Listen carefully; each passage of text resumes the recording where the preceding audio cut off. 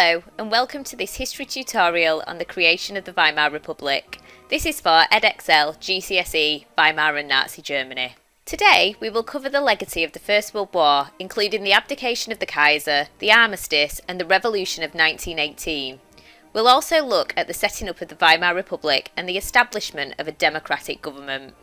During the First World War, Germany had faced the combined might of the Allies, which included Britain, France, Russia, Italy and the USA. It had been a long, bloody and expensive war. The fighting lasted 4 years from 1914 to 1918, with 11 million Germans fighting.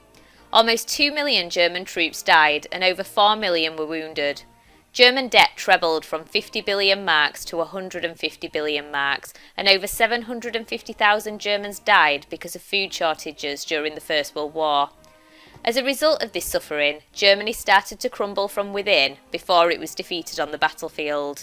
As the war reached the end of October 1918, the British Navy blockade of German ports continued to have a significant effect on the German people and military, preventing German ships bringing food into the country. On the 29th of October 1918, some crews in the German Navy mutinied. They refused to follow orders. This marked the start of the German Revolution. On the 3rd of November, the sailors at Kiel refused to put to sea and attacked the British Navy, knowing they had little chance of success and faced almost certain death.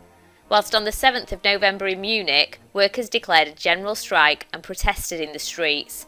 There were similar protests in Stuttgart and Hanover.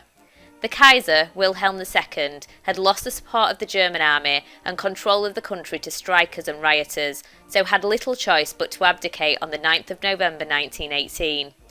Later the same day, a German Republic was proclaimed by the Social Democratic Party, the SPD, and the following day the Kaiser went into exile in Holland.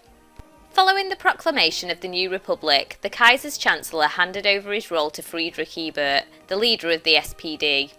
Ebert made an agreement with the army to work with the government and keep the communists out of power, and started working on agreeing a new constitution for Germany.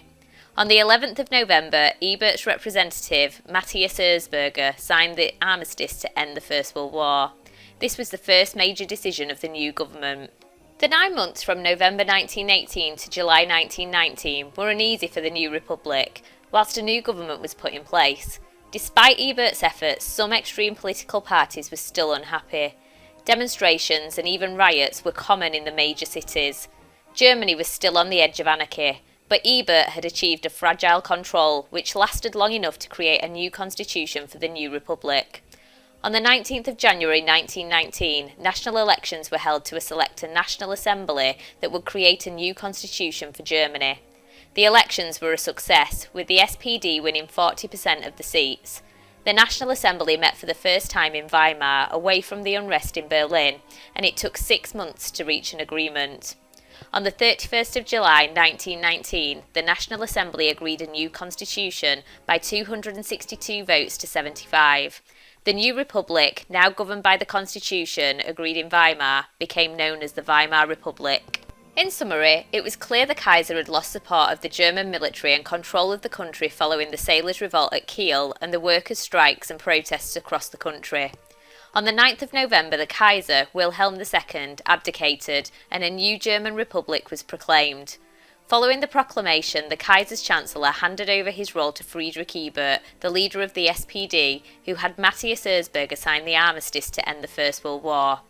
On the 19th of January 1919, national elections were held to select a National Assembly that would create a new constitution for Germany.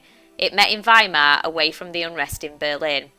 On the 31st of July 1919, the National Assembly agreed a new constitution and the new republic became known as the Weimar Republic. To get further help, visit history.outwood.com, see your teacher in school, or check out quiz.outwood.com for those sweet revision quizzes. You can also follow the Outwood Humanities team on Twitter at @OGATHumanities. Until next time, that was a little bit of history.